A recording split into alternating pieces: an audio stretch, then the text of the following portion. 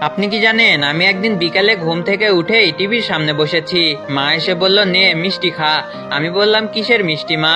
মা বলল, পাশের বাড়ির আন্টি তোর জন্য দিছে। আমি বললাম, আমার প্রতি তিনার এত দরদ উতলাইলো কেন? মা বলল, তোর জন্য তোর আন্টির ওজন কমছে।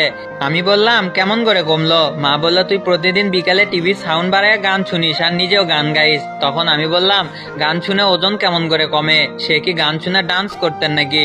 মা বললেন, আরে না। আমি বললাম, মা, নাটকের সিরিয়ালের মতো সময় নষ্ট করো না, আসল কারণটা কি সেইটা বলো।